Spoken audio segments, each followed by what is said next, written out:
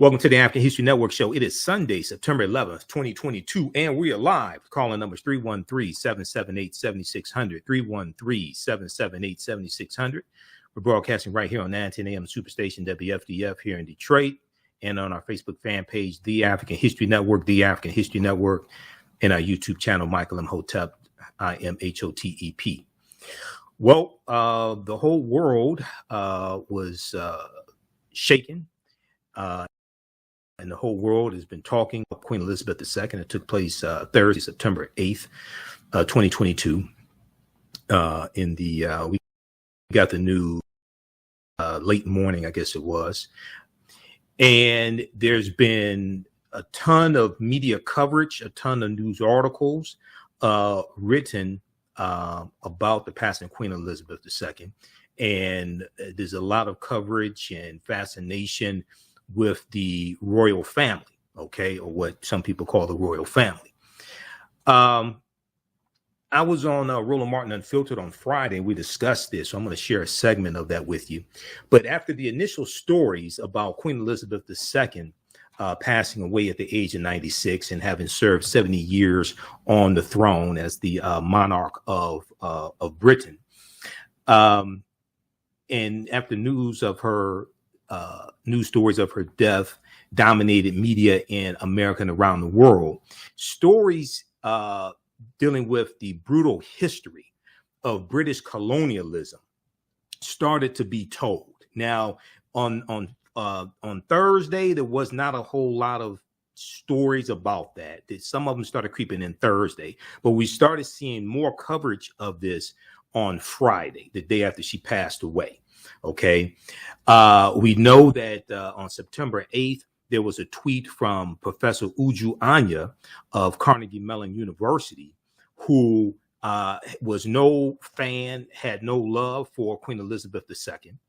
And Professor Uju Anya was born in Nigeria. She moved to the U.S. when she was 10 years old. She was born in Nigeria, and she had family members who were killed during the Nigerian Civil War, and she had family members who were killed, and she has no love for Queen Elizabeth II. We saw discourse around that. We saw Jeff Bezos, founder of Amazon, who posted on social media criticizing Professor Uju Anya, and there's a whole backlash behind that. And we've seen numerous stories, especially Friday, Saturday, and Sunday. We've seen numerous stories dealing with the history of colonialism, the brutal history of colonialism in Great Britain, and the fact that Great Britain 100 years ago colonized between 1/5 and some sources say 25% of the world population, and how they got the wealth that you saw distributed in the newsreels that they've been showing on social media. Okay, and the newsreels they've been showing in the media, and the gold carriage, and all of this. Where did this wealth come from? Queen Elizabeth II had a net worth of $500 million when she passed away. The royal monarchy is worth $28 billion. Okay, where did this money come from? So while I was on the air on Friday, I saw the story from the New York Times. In Africa, the Queen's death renews a debate about the legacy of the British Empire. Now we're seeing also stories about Caribbean nations wanted to separate from the Commonwealth, wanted to declare themselves a republic and separate from the Commonwealth as well. We see an increase or a renewed talk regarding Caribbean nations getting reparations. Today on MSNBC, I saw, I think it was on Yasmin Vesuvian show. They were in Kingston, Jamaica. They interviewed the brother who's the head of the Universal Negro Improvement Association. They also interviewed a brother who's a Rastafarian. We know the UNIA, the Universal Negro Improvement Association, started in Jamaica in 1914, founded by Marcus Garvey. And they're talking, and they have no love for Queen Elizabeth II. We know Jamaica was a colony of Great Britain. Okay, and it's still part of that. It's part of the Commonwealth. And Jamaica was hijacked from the Spanish by the British in 1655 when the British go to war with Spain. Okay, and they're fighting over these different territories, and they get Jamaica from Spain in 1655, because we know it was in 1494 that Christopher Columbus conquered Jamaica for the Spanish crown, King Ferdinand and Queen Isabella. So we're starting to see more conversations, more news stories, more articles, more cable news stories about the history of Great Britain, slavery, colonialism, and the brutality they inflicted on these African and Caribbean nations and India, Asian nations, etc. So we're going to talk about that on today's show. And then also we'll give you class number 1 of my new 8-week online course, Ancient Kemet, the Moors and the Ma'afa, Understanding the Transatlantic Slave Trade, what they didn't teach you in school, started up Saturday, September 10th. You can still register for this 8-week online history class. It's going to blow your mind. And we do the sessions live. All the sessions are archived and recorded, so you can go back and watch it anytime. Visit our website, TheAfricanHistoryNetwork.com, TheAfricanHistoryNetwork.com. You can register for it there. As soon as you register, you can watch Saturday's class, the class we just did Saturday. Next class is going to be Thursday. It'll be Thursday, September 15th, 7 p.m. Eastern Standard Time. Okay, so we're going to get through. We have a ton of information to get through on today's show. On the African History Network show, we focus on educating, empowering, and inspiring people of African descent throughout the diaspora and around the world, because right now it's correct your own behavior. What you do for yourself, what you do to yourself, and what you allow other people to do to you and get away with is based upon what you think about yourself. What you think about yourself is based upon what you have been taught about yourself. What you've been taught about yourself is based upon everything you've read, heard, and seen about yourself. Network.com. If we look briefly here, we're going to one here in just a second, Giovanni, from Roland Martin Unfiltered.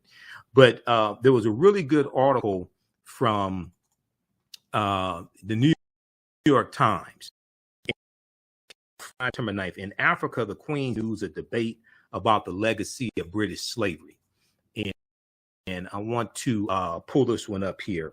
It talks about there's a fairy tale around Queen Elizabeth II. Well, she was a princess. There's a fairy tale around her becoming queen, and she was on a trip to Kenya in 1952, before the Mau Mau Rebellion begins, which is 1952 to 1956. But she's on a trip to Kenya, and she gets word that her father dies, and she's going to become queen. Okay. And one of the things this article talks about is that the crackdown on the Kenyans, okay, took place just a few months after Queen Elizabeth, after she became Queen Elizabeth II. Okay. Let me pull this article up here. In Africa, the Queen's death renews a debate about the legacy of the British Empire. In Africa, the Queen's death renews a debate about the legacy of the British Empire. We'll continue this on the other side of the break to the African History Network show. I'm Michael Imhotep in a few minutes. This being the 21st anniversary of 9/11 as well, and the attack on the Twin Towers. There's been a lot more coverage dealing with the death of Queen Elizabeth II also.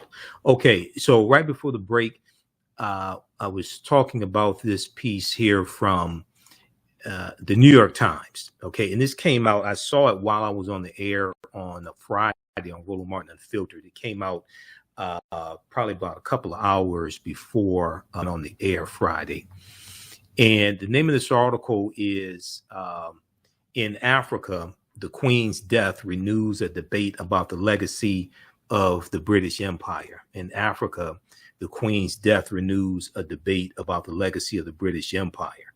Now, this picture here that they're showing, this is from, this is Mau Mau fighters, the Mau Mau Rebellion in 1952 in Kenya. And Kenya was a British colony at the time.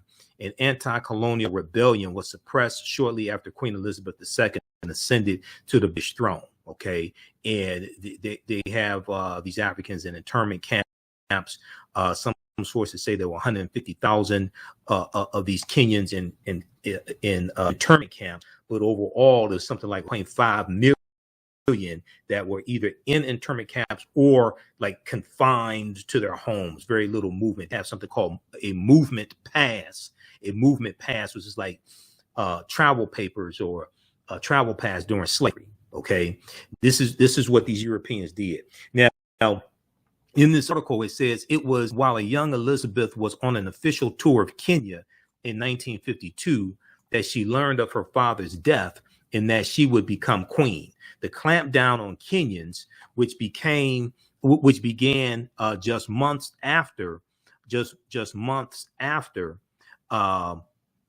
she ascended to the throne as queen, led to the establishment of a vast system of detention camps and the torture, rape, castration, and killing of tens of thousands of people. The torture, rape, castration, and killing of tens of thousands of people. They castrated African men, Kenyan men who were members of the Mau Mau rebellion or suspected members. They raped African women. They also raped African men as well. Okay, this is under the British.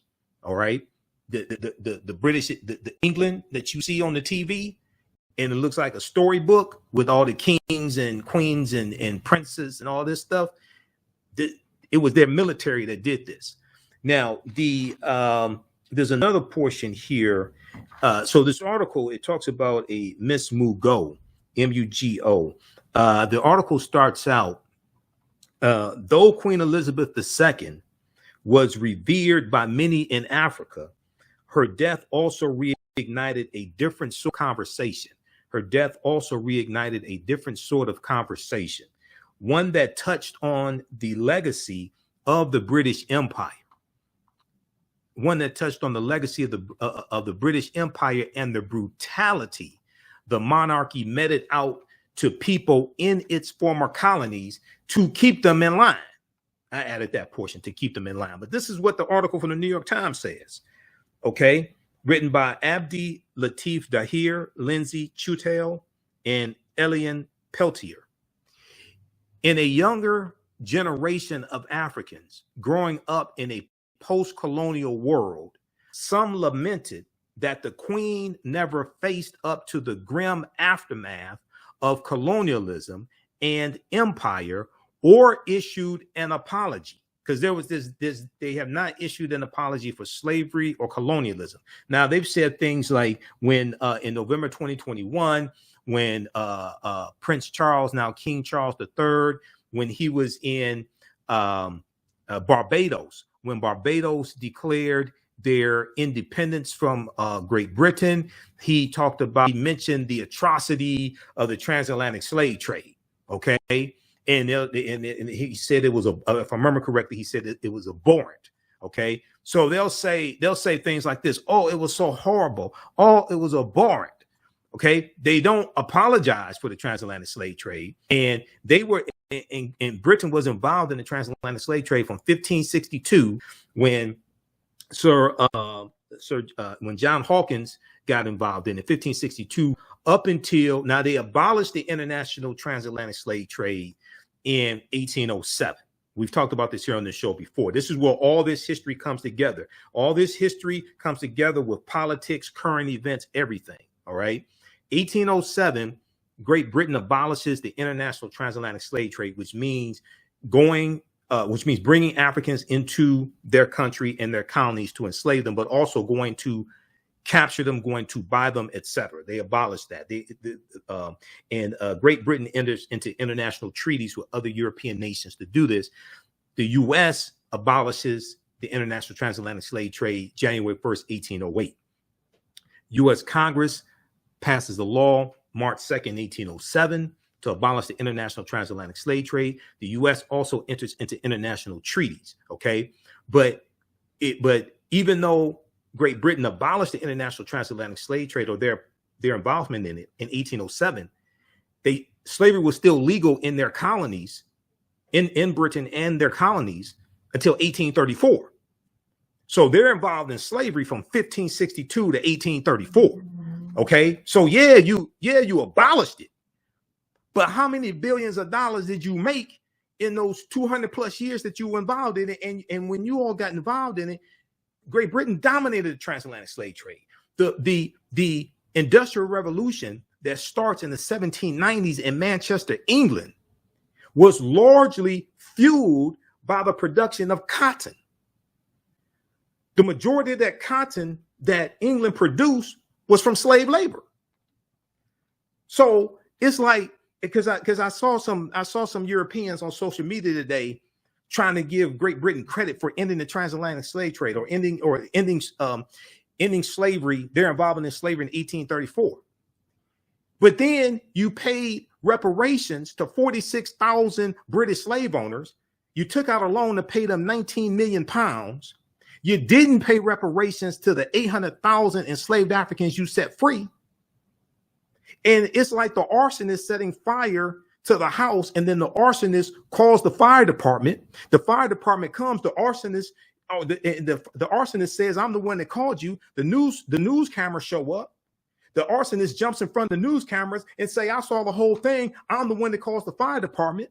Then the arsonist gets the key to the city from the mayor, and they get a call from the governor. But the people whose house is burned down, nobody cares about them. That's what's going on here when people say, "Oh, well, they ended slavery in 1834 after over 200 years." It was about 3.1 million Africans that that Britain takes out of Africa during that period of time. You got to run that on somebody that doesn't read. So in a younger generation of Africans growing up in the post-colonial world, back to the article from the New York Times, in a younger generation of Africans growing up in a post-colonial world, some lamented that the Queen never faced up to the grim aftermath of colonialism and empire or issued an apology. They said they wanted to use the moment to recall the oppression and horror parents and grandparents endured in the name of the crown, and to urge for the return of crown jewels like the ones stolen out of South Africa, rare massive diamonds taken from the continent. Now, Alice Mugo, M-U-G-O, a 34-year-old lawyer in the Kenyan capital of Nairobi, she said, "You can look at the monarchy from the point of view of high tea and nice outfits and charity. But there's an ugly side. There's also the ugly side. And for you to ignore the ugly side is dishonest. And for you to ignore the ugly side is dishonest." Now, Miss Mugo, Alice Mugo, said she recently found her grandmother's movement pass. These are like travel papers during slavery. Her movement pass issued when the British colonial government in Kenya declared a state of emergency to help suppress the anti-colonial Mau Mau rebellion, who were fighting for their land because the British invaders had taken the land away from most of the land away from the Kenyans. The movement passes restricted the free movement of Kenyans in their own land. Okay. I would say that's kind of like gentrification right now in Detroit, but we ain't gonna go there.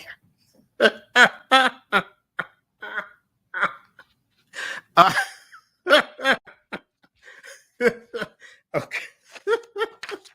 All right. Now it was so it was while a young Elizabeth was on an official tour in Kenya in 1952 that she learned of her father's death and that she would become queen. The clampdown on the Kenyans, which began just months after Queen Elizabeth II ascended to the throne, led to the establishment of a vast system of detention camps and the torture, rape, castration, and killings of tens of thousands of people, Okay, now the mourning, M-O-U-R-N-I-N-G, the mourning, those mourning the Queen's death, Miss Mugo said, Alice Mugo, were not aware of how her government robbed millions of basic freedoms, of how Queen Elizabeth's government robbed millions of basic freedoms. We're going to continue this on the other side of the break. We're going to let you hear what the economic freedom fighters of South Africa had to say as well. And we're going to go to this clip from Roland Martin Unfiltered that's gone viral also. This is the African History Network show. I'm Michael Imhotep. We'll be back in a few minutes. Hello, African History Network family. You've put it off for way too long. Now it's time to act for your family, your future, and the next generation. Get life insurance for that peace of mind and security for you and your loved ones. Build your financial foundations starting today. Your independent agent at Fortified Trust Life Brokers, with over a dozen strong A-rated life insurance companies to offer you the life protection you need when it comes to final expense, term life, whole life, mortgage protection, annuities, and more. They're currently licensed in Alabama, Georgia, and South Carolina. Don't let a pre-existing health condition hinder you from getting life insurance. You can get the affordable coverage you need today. Life insurance is only the beginning.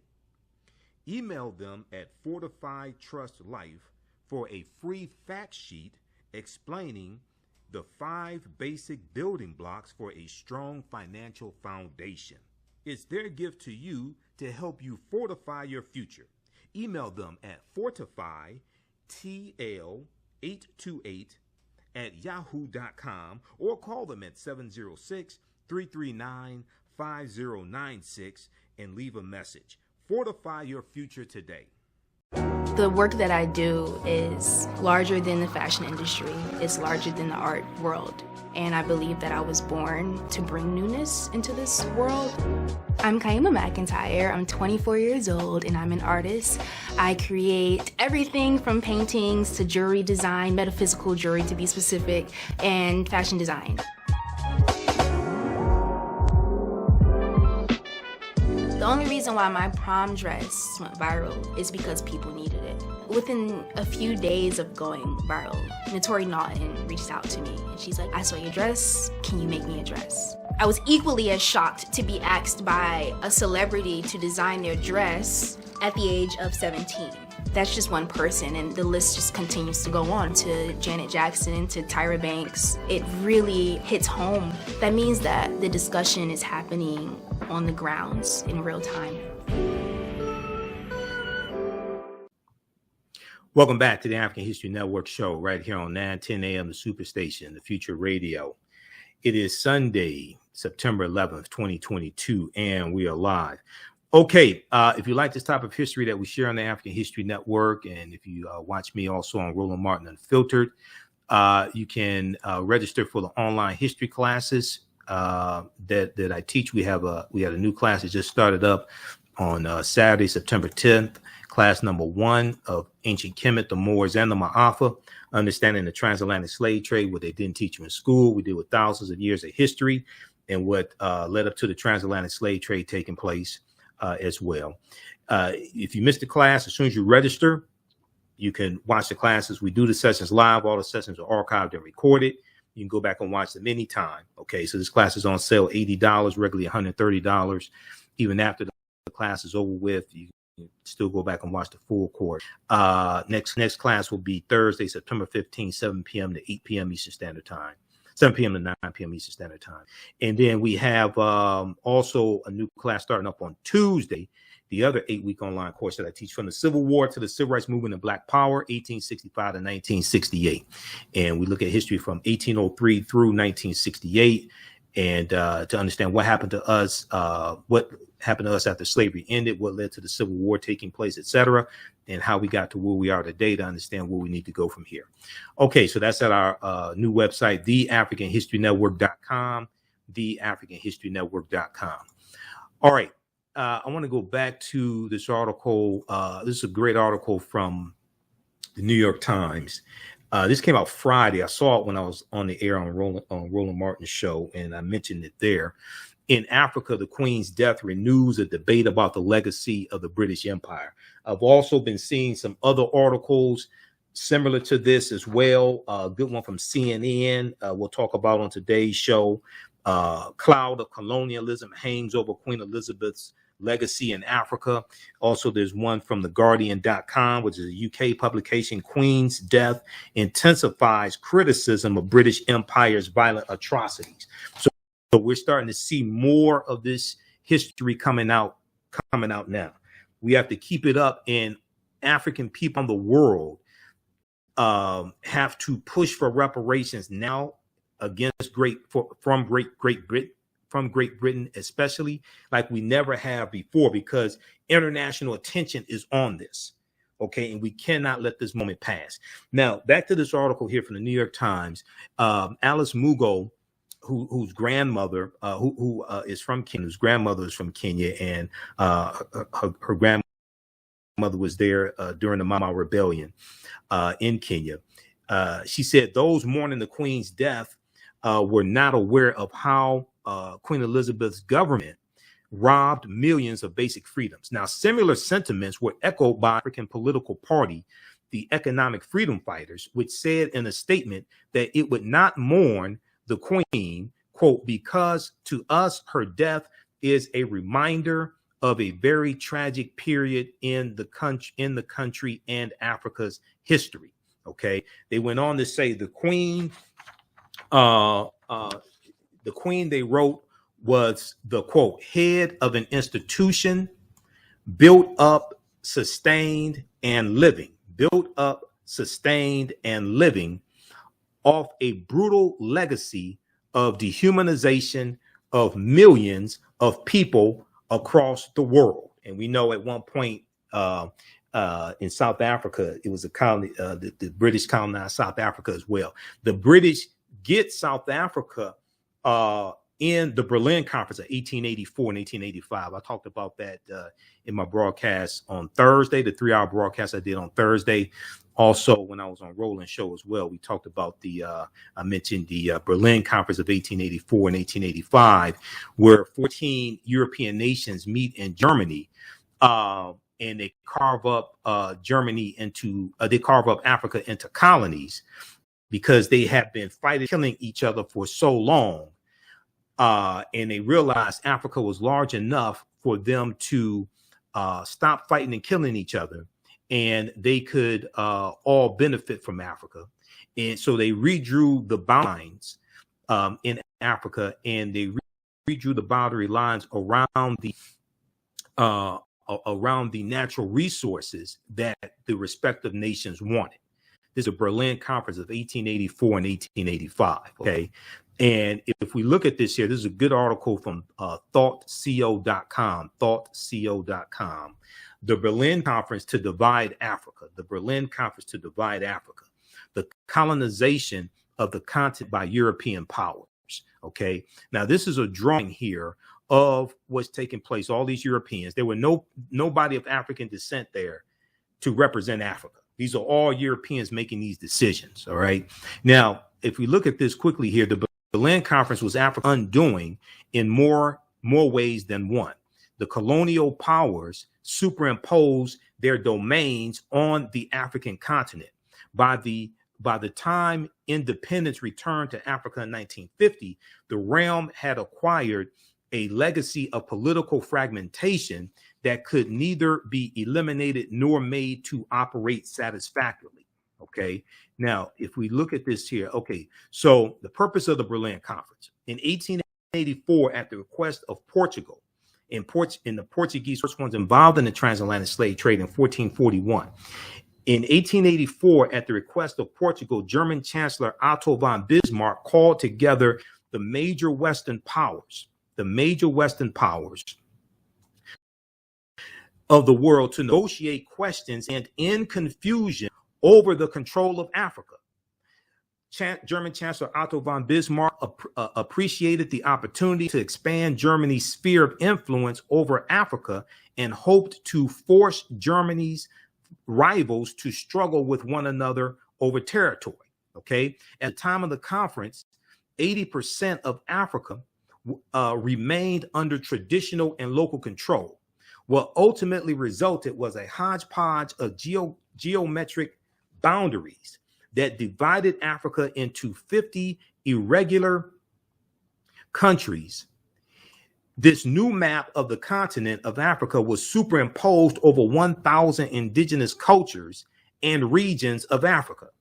The new countries lacked rhyme or reason and divided coherent groups of African people and pushed together disparate groups of African people, groups that didn't get along.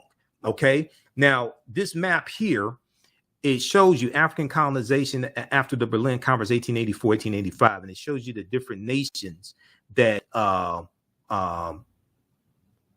Britain gets, but who gets which nations. And Britain got a lot out of this.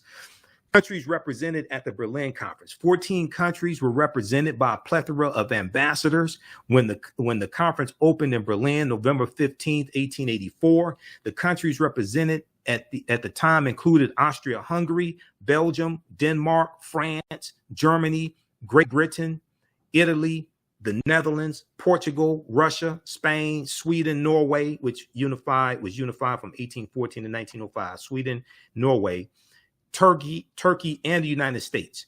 Of these 14 nations, France, Germany, Great Britain, and Portugal were the major players in the conference, controlling most of colonial Africa at the time. Okay, now I want to go to this clip here from Roland Martin Unfiltered. And we started out talking about Professor Uju Anya of Carnegie Mellon University and Jeff Bezos comment she made about Queen Elizabeth II, and then Jeff Bezos criticizing her comments. And then we started talking about Queen Elizabeth II, British colonialism, and slavery. Okay, let's go to this clip, Giovanni. Now let's talk about Queen Elizabeth II. First of all, what's quite interesting, Prince Charles actually spoke today. And if you want to show, which is strange to me, I really don't understand this here. ABC, NBC, CBS, they all carried his first speech as king. But these are the same people who didn't carry President Biden's speech on saving democracy. I'm just trying to understand, and maybe y'all can tell me why Prince Charles, now King Charles speech. Y'all come on, sure, yeah. Maybe y'all can explain to me why that was worthy literally of all three broadcast networks carrying the speech. But when the United States president gave a primetime speech talking about the threat to democracy, well, you did not quite see the coverage. Now, if you look at social media, you have seen all different types of responses to the death of Queen Elizabeth II, who died at 96 years old. One that's gotten a lot of attention is this professor from Carnegie Mellon, Uju Anya. And this was her initial tweet. She said, "I heard the chief monarch of a thieving, raping, genocidal empire is finally dying. May her pain be excruciating." Ouch. Now, that wasn't the only tweet that she sent out, but that particular tweet, it got the attention of the richest person in the world, Jeff Bezos. This is what he tweeted. "This is someone supposedly working to make the world better. I don't think so. Wow." Well, folks weren't too happy with old Jeff. They began to rip him as well. Look at these tweets that went out. "Imagine how people will react when it's your turn. Jeff, your work to bust unions and force workers to pee in bottles, please shut up. I know it's not you saying something about making the world better." Those were three of the responses. "Pretty funny coming from the guy who could end world poverty and homelessness 100 times over and simply chooses not to. It's never too late to improve the labor conditions and pay of your warehouse workers. Your workers piss in bottles en masse. Sit this one out." Ouch. Headline: "Billionaire opposed to paying his employees well so that he can go to space complains about other people not making the world a better place. No surprise that the richest man in the world is upset when the people don't bend the knee to the ruling class. Breaking: man who has workers peeing in bottles and having miscarriages in warehouses to meet quotas tries to take the moral high ground. Ooh, it's insane that Jeff Bezos tweets with us, a billionaire who blatantly and violently exploits workers and feels comfortable trying to have a morality battle on the Bird app. Now, the professor, Uju Anya, she didn't back down. Now, Twitter did delete that particular tweet from her, saying that it violated their standards. Not sure how that's the case. But when you begin to look at her Twitter feed, boom, she said, if anyone expects me to express anything but disdain for the monarch who supervised a government that sponsored the genocide that massacred and displaced half my family and the consequences of which those alive today are still trying to overcome, you can keep wishing upon a star. Yeah, I don't think she's going to be backing down from any of that.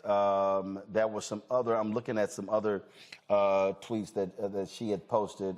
Again, she had, all kind of different tweets. She did respond to Jeff Bezos.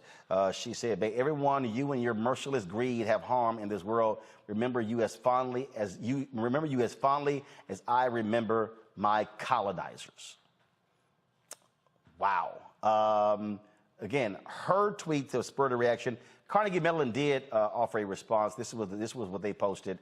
They said, "We do not condone the offensive and objectionable messages posted by Uju Anya today on her personal social media account. Free expression is core to the mission of higher education. However, the views she shared absolutely do not represent the values of the institution, nor the standards of discourse we seek to foster."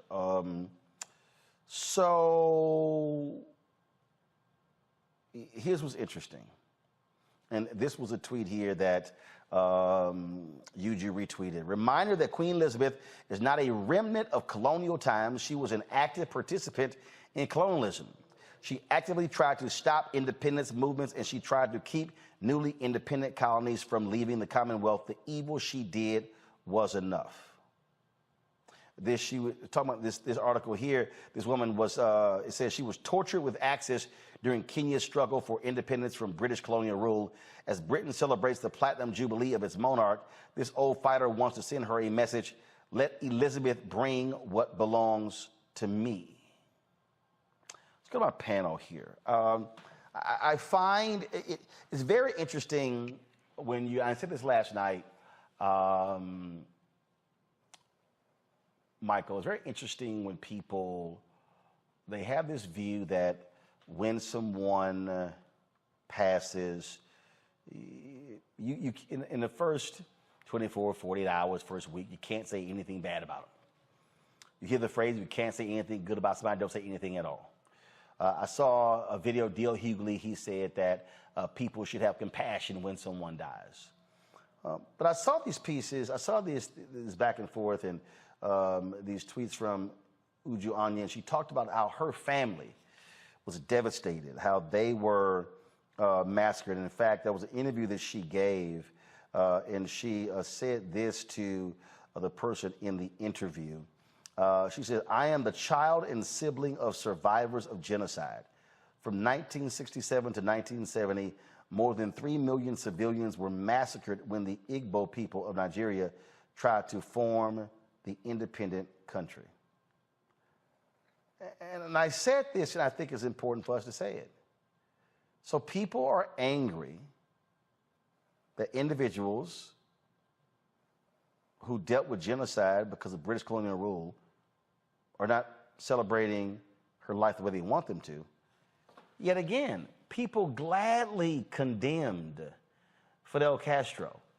And so this goes to what I always talk about: the person that controls the narrative controls how we think and feel. And frankly, the view in this country is don't say anything bad about Queen Elizabeth II because she was a great, wonderful, happy person, and ignore colonial rule and its impact on indigenous people. Well, Roland, this is one of the reasons why the Black Star Media Network is so important. And last night I did a 3-hour broadcast dealing with Queen Elizabeth II, British colonialism and slavery, because I watched a lot of the coverage all day long on MSNBC. That's basically what I had it on all day, watching MSNBC, and they didn't deal with any of that history. Okay, the opulence, when they showed all the footage and going back decades, and they showed the gold carriage drawn by 30 horses, and they show all the people in their regalia and things like this. They don't talk about the British colonialism that exploited people, tortured people, enslaved people to create the billions of dollars. So you see that opulence displayed, So when now within the last maybe 3 hours, New York Times just published an article. In Africa, the Queen's death renews a debate about the legacy of the British Empire, and it deals with Kenya and the Mau Mau Rebellion. Okay, when you go, I did a lot of research yesterday on Queen Elizabeth, but also on Great Britain. When you look at how many African countries they got from the Berlin Conference of 1884, okay, and you look, they got the Gambia, Nigeria, where that sister's from, okay, they got Ghana, Sierra Leone, they got Kenya, Tanzania, Malawi, Zambia, Zimbabwe, South Africa, okay. When you go talk to those African people who have relatives who were killed by the British Empire, they have no love for her. They have no love for King Charles III. May 19th, 2022, when Meghan Markle married Prince Harry, I did a 2-hour broadcast, and I said, Black people watched the royal wedding and got teary-eyed, but you forgot about the transatlantic slave trade. Because I said she married into, this is no disrespect to Meghan Markle, I said she married into a family of colonizers. They're not colonizers because they're white. They're colonizers because Britain colonized 1/5 of the world population 100 years ago. 1/5 of the world population was under British rule. And they didn't rule with kindness. They didn't rule with a smile. They ruled with brutality. So I don't wish anything ill on Queen Elizabeth II. I sure as hell don't miss her. And I hope some more join her. Seriously. Go study the history of the British Royal Empire and how they got what they got. These are some demons. These are colonizers. That's it. I understand. I may have expressed it differently than Uju Anya, but I totally understand what she's saying, because those were her relatives who were massacred by these white supremacists, by these colonizers, who then want to put a handshake and a smile. They won't even have a conversation about reparations with Jamaica. Jamaica's about to sue them for reparations. They won't even have a conversation about reparations. So I have no love lost for them. Here are some, Etan Thomas, former NBA player, Kelly, he posted a couple of videos on his Twitter feed. I thought, might as well play both of them. Just want to give folks a look at this. So check this out. In 2022, Her Majesty Queen Elizabeth II became the first British monarch to celebrate a Platinum Jubilee.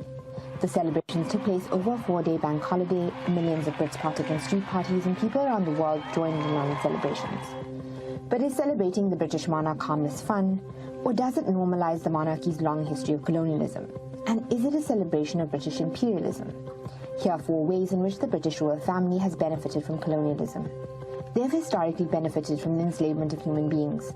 In 1562, John Hawkins was the first Englishman to include African people in his cargo. He traded these people for ginger and sugar. On his next voyage in 1564, Queen Elizabeth I funded a vessel for his journey. The British East India Company was formed in 1600 to exploit trade with Southeast Asia. They did that by colonizing land and exploiting people through the transatlantic slave trade. The figure who signed the Royal Charter allowing this all to happen was also Elizabeth I. Between 1690 and 1807, an estimated 6 million Africans were transported from Africa to the Americas on British or Anglo-American ships. The royal family and the British Parliament protected the trade. After Elizabeth I's death, the Royal African Company was established in 1660 by the Duke of York. The company transported more than 187,000 slaves who were often branded DY for the Duke of York. It's difficult to say how much the royals benefited from slavery, but many say it funded the entire British treasury. And it's safe to say that much of the monarch's significance, power, and wealth stems from the enslavement of Africans. Lucy Worsley, the chief curator of Royal Historic Palaces, says that all royal palaces from the 17th century have an element of money which was derived from slavery, including Kensington Palace and Hampton Court. The royal family was built on a legacy of stolen land, goods, and atrocities. Queen Elizabeth II's largest diamond, the Kohinoor, was stolen from a 10-year-old prince in India along with his land in the 19th century. It was transferred to Queen Mary in 1911 and was handed down to the current queen. Both India and Pakistan have asked for the diamond's return, but it's still very much owned by the crown. In India, between the 1700s and mid-20th century, an estimated $45 trillion was stolen by the British under the vestiges of the crown. Famines which occurred as a result of Britain's non-intervention policy led to the death of more than 30 million Indians. In 1947... Now, that was sort of like part one, then that was also a part two. He wanted to get Britain out of India quickly. The decision to carve up a country led to 15 million people being displaced and between 1 and 2 million people dying. Of course, this is just India. At its peak, Britain had colonized 25% of the world's surface. From the Mau Mau massacre in Kenya to concentration camps in South Africa, Britain, under the vestiges of the crown, has a long and bloody history of colonial atrocities, and the royals have historically been at the center of them. The prestige of the Commonwealth. The Commonwealth is an organization of 52 independent member states. What it actually is a collection of former British colonies and Rwanda and Mozambique. The Commonwealth originated after World War II, when much of India and Africa was becoming independent. The Commonwealth claims that it is an association of sovereign nations working towards shared goals of prosperity, democracy, and peace. But critics say that the association promotes neocolonialism through free trade agreements, which favor more developed economies. British companies own more than $1 trillion of Africa's key resources. The Queen is the head of the Commonwealth, and Charles has been appointed her successor, which allows the British monarchy to remain in a position of international privilege and go on tours of Commonwealth countries. But that's not all. So, Kelly, what you're now seeing, I saw a story on CNN, I saw some other stories, that you're seeing now reporters now, the next day, follow what people are saying and have to do these stories because you just kind of can't ignore it. Well, you can, but it's a little hard when now it's more of a democratic situation where the media isn't the gatekeepers, and now people can actually drive with independent media, with social media. So they're not talking about it. The public still can. I think it's one of the many benefits that we take for granted when it comes to social media. And that is, like you said, the gatekeeping of information by mainstream media is no longer. We can actually seek out real information, the truth, if you will, about pretty much anything we want to find out. When it comes to the death of Queen Elizabeth, it is interesting to me how, my timeline has been split. You have the people who love talking about, the royals and all the glitz and the glam, and, they're mourning her death. But on the other side, similar to the professors, do you see what her and her family have destroyed over the course of 70 years and even beyond that, on both ends of the timeline?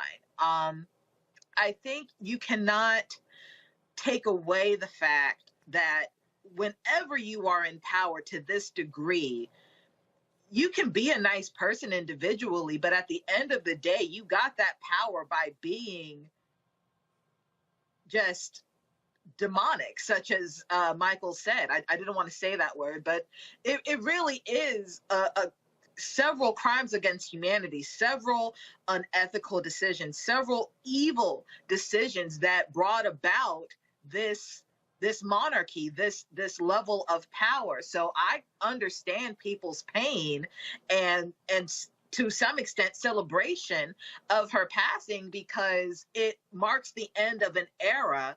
And considering how her successor, her son, is not necessarily nearly as favored as she has been, I'm curious to see just how strong the Commonwealth is going to be after, the funeralization of her and him being crowned and all those things. I'm curious to see how he is going to try and keep it all together if it's even possible in this day and age, because again, we have the information necessary to research and to frankly rebel against this properly, because we know what happened, we know how they got their wealth, and people want their things back. They want their diamonds back, they want their wealth back, they want their prestige and their dignity back, and people are going to fight for that. Countries are going to fight for that.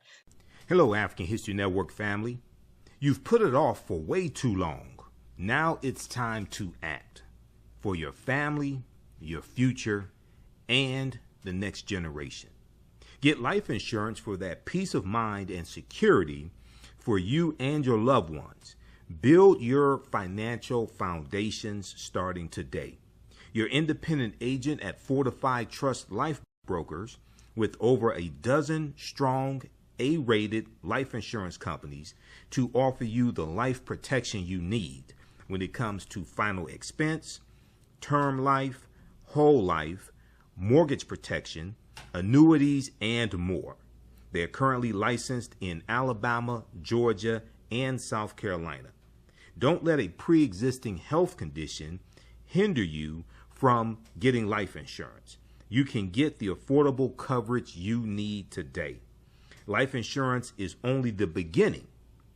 Email them at Fortified Trust Life for a free fact sheet explaining the 5 basic building blocks for a strong financial foundation.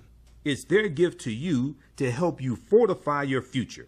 Email them at fortifytl828@yahoo.com or call them at 706-339-5096 and leave a message. Fortify your future today. Welcome back to the African History Network show right here on 910 AM, the Superstation Future Radio.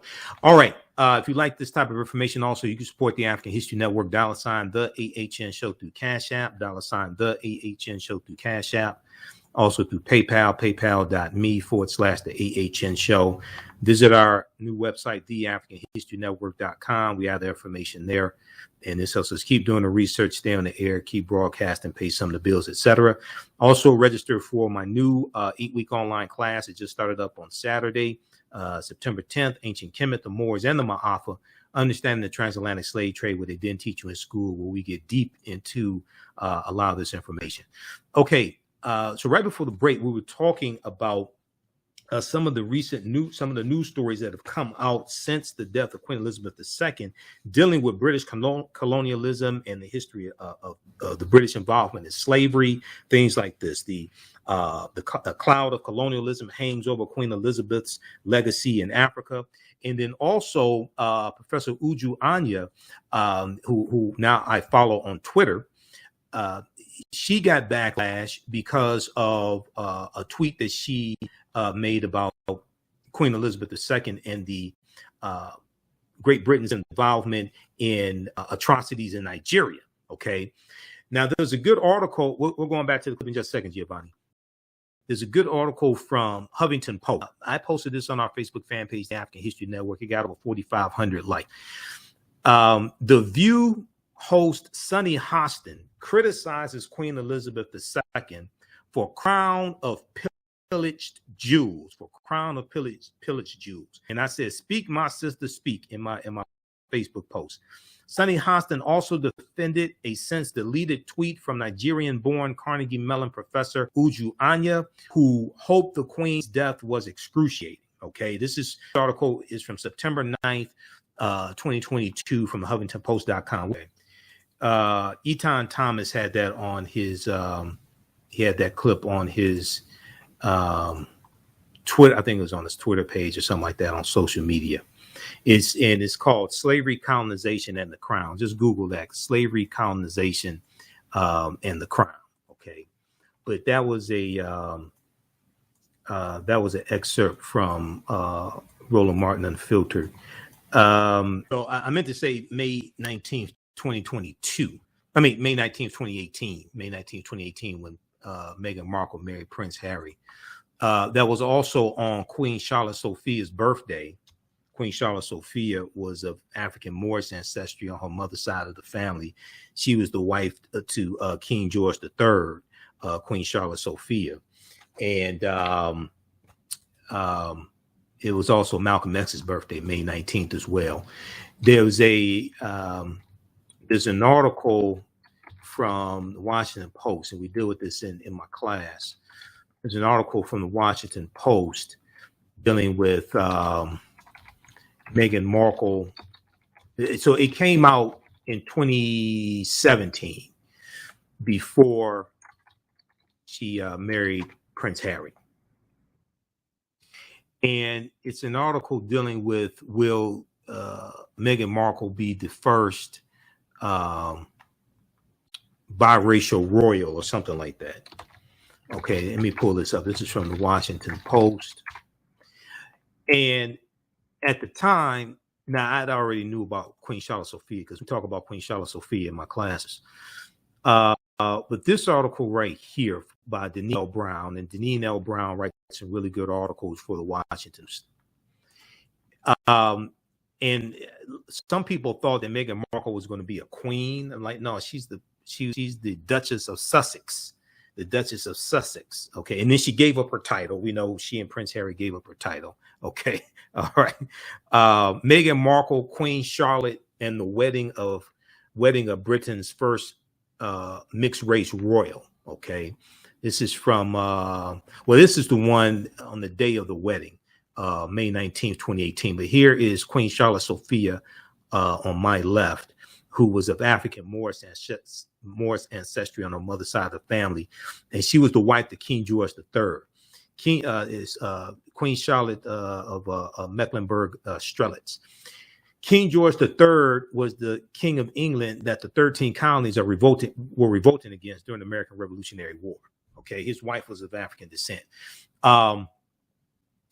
Charlottesville, when you had the Unite the Right rally in Virginia, okay, in Virginia, where you had the white supremacists, and they said they were trying to save a statue of Robert E. Lee.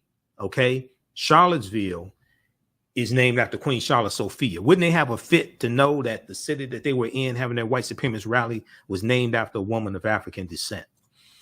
All right. There was I was looking at, I was doing a lot of research like the past 4 days, and I had to teach my class on Saturday, but I was looking at a map dealing with the countries that Great Britain has colonized. Okay. And there's a number of different maps that show this.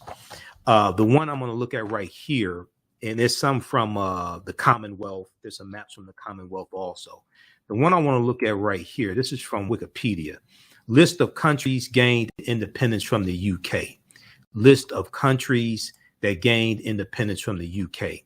Because this map shows you, there's some maps that show you it shows like the flags of those nations.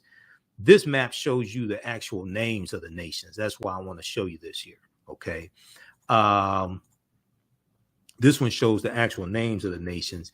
And let's zoom in on this as much as we can. We're going to go from left to right. Okay.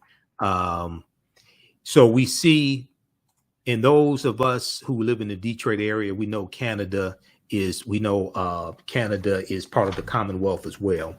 Right. So you have Canada in 1931. They gained their independence from Great Britain. United States, 1776, American Revolutionary War, but they kept slavery. They fought for their freedom, but not ours. Jamaica, 1962, Belize, 1981, Antigua and Barbuda, 1981. Now, Barbuda is looking at becoming a republic and leaving the Commonwealth. They were talking about that on MSNBC today. St. Kitts and Nevis, 1983. St. Lucia, 1979. St. Vincent and the Grenadines, 1931. Guyana, 1966. Trinidad and Tobago, 1962. Barbados, 1966. That's where Rihanna's from, Barbados. Now, November of 2021, Barbados announced that they were breaking away from Great Britain and forming themselves as a republic. Okay, they already had declared their independence in 1966, but here they're forming themselves as a republic, and so that Queen Elizabeth would not be the head of state anymore. Grenada, 1974. Dominica, 1978. The Bahamas, 1973. Okay. Then we go over to Ireland, 1922. Malta, 1964. Cyprus, 1960. Jordan, 1946. Iraq, 1932. Kuwait, 1961. Bahrain, 1971. Qatar, 1971, Pakistan, 1947, India, 1947. That's India, Mahatma Gandhi, the racist Mahatma Gandhi. He was a racist. He did not like African people. He did not like South Africans. There's some very disparaging things Mahatma Gandhi said about African people. Myanmar, 1948, Sri Lanka, 1948. United Arab Emirates, 1971, Yemen, 1967. Then we go to the African nations. And these are nations that the U.S. got from that Great Britain got from the Berlin Conference of 1884 and 1885. Gambia, 1965. Sierra Leone, 1961. We're coming up on a break. All right. We'll continue this on the other side of the break. Listen to the African History Network show. I'm Michael Imhotep. We'll be back in a few minutes.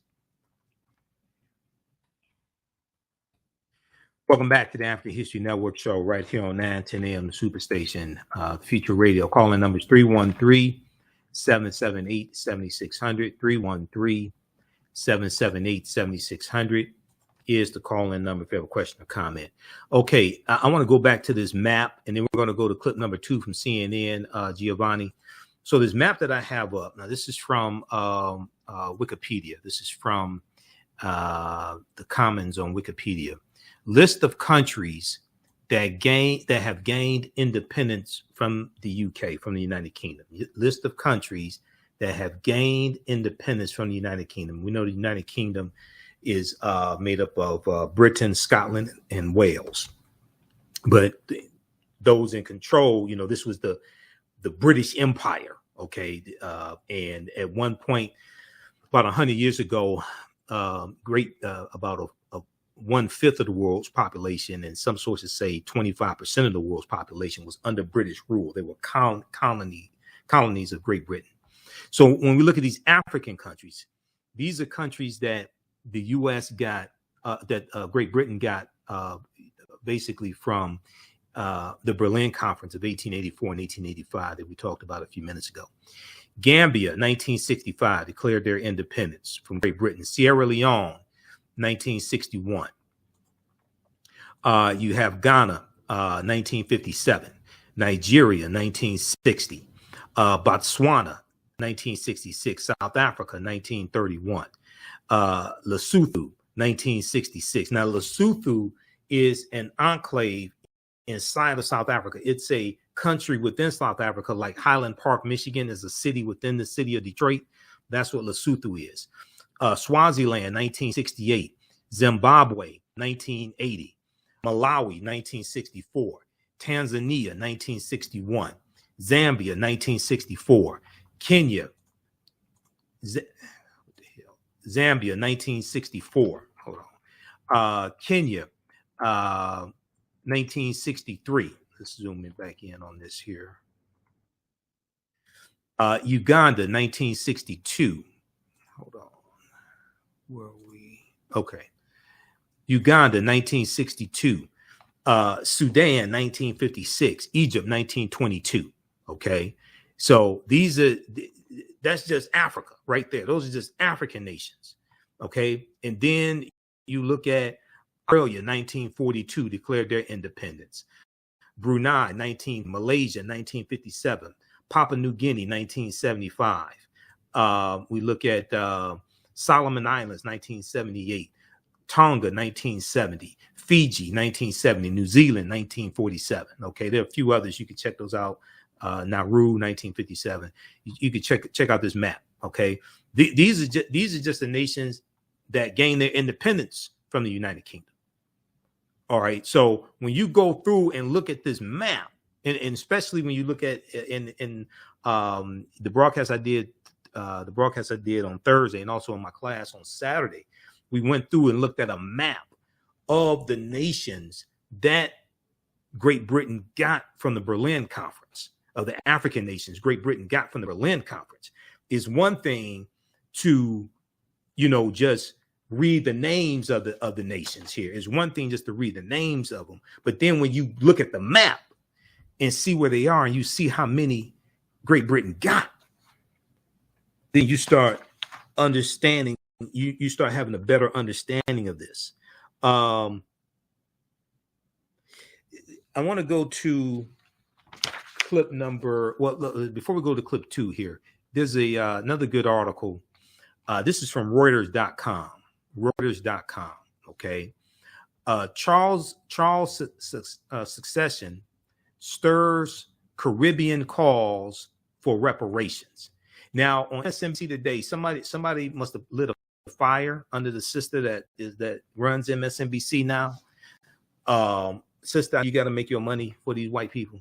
I totally understand that, but they were in Kingston, Jamaica today, interviewing the head of the Universal Negro Improvement Association. Now, hopefully they do that on Monday. It's one thing to do it on Saturday and Sunday when not a lot of people are not watching. Hopefully they continue this on Monday and Tuesday. Have them on Morning Joe on Monday morning. Have them on Morning Joe. Have the discussion about reparations on Morning Joe Monday morning. Okay, but they were in Kingston, Jamaica, and talking about Jamaica wanting reparations from Great Britain and the atrocities that happened in Jamaica. But this article right here from Reuters.com, Charles secession stirs Caribbean calls for reparations, removal of monarch as head of state, removal of monarch as head of state. Okay, now the ascension of King Charles to the British throne has stirred renewed calls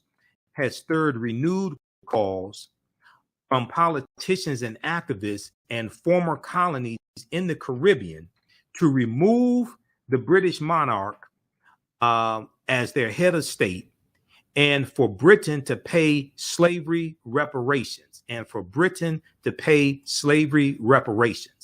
Now, King Charles succeeds his mother, Queen Elizabeth II, who ruled for 70 years and died on Thursday afternoon, September 8th.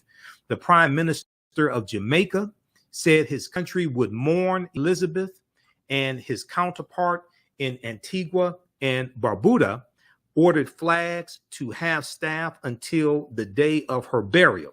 But in some quarters, there are doubts about the role a distant monarch should play in the 21st century.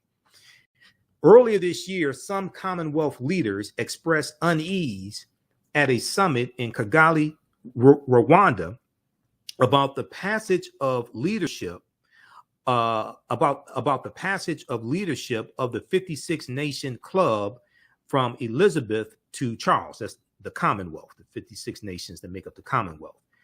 And an 8-day tour in March of 2022 by now heir to the throne, Prince William, and his wife, Kate Middleton, to Belize, Jamaica, and the Bahamas, was marked by calls for reparation payments and an apology for slavery. Now, we covered that tour that they did.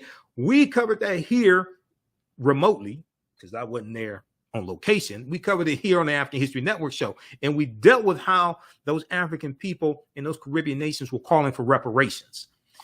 As the role of the monarchy changes, we expect this can be an opportunity to advance the questions of reparations for our region. Nyambi Hall Campbell, a 44-year-old academic who chairs the Bahamas National Reparations Committee, said on Thursday, September 8th.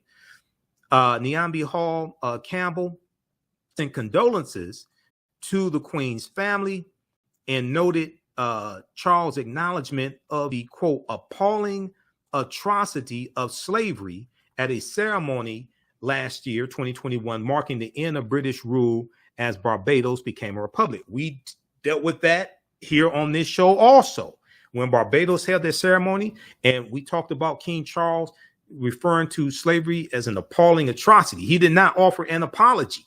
He did not offer an apology. Okay. Now, it's important also to note, based upon their constitution in Britain, in England, there's a parliament.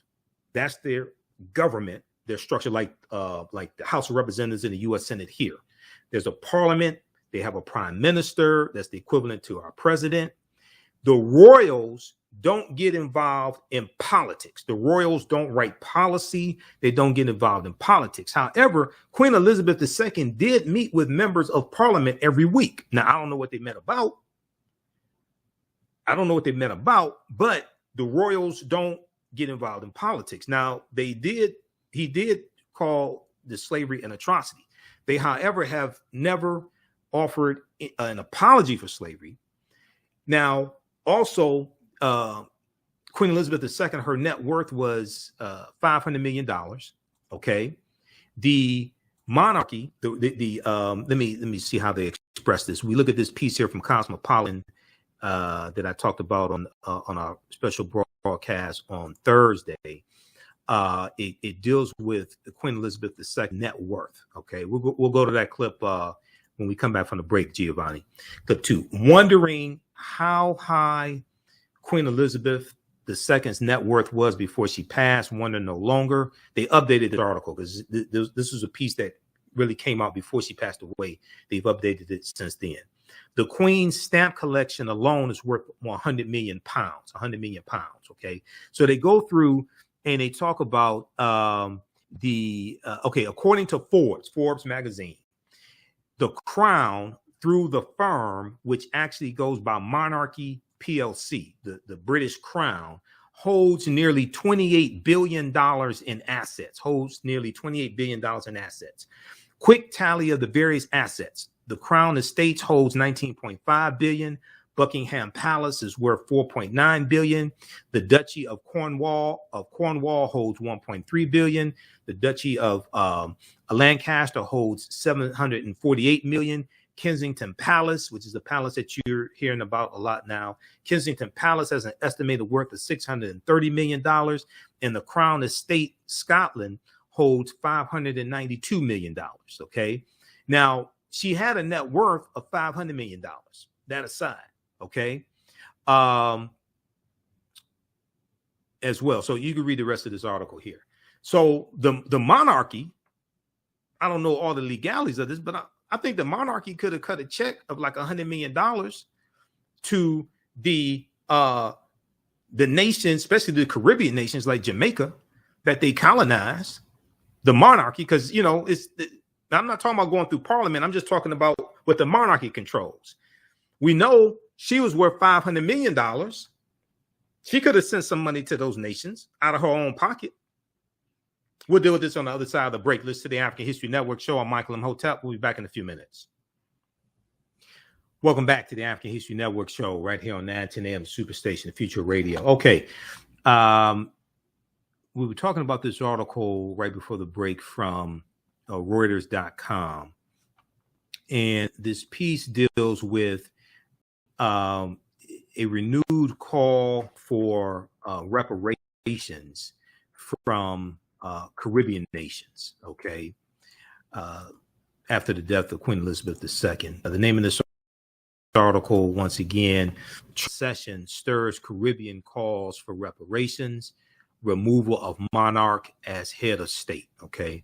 So if we go back to where we left off right before the break, we know that when then Prince Charles attended the ceremony of Barbados becoming a republic, he mentioned the atrocity of slavery. Okay. He acknowledged the appalling atrocity of slavery, didn't offer an apology. However.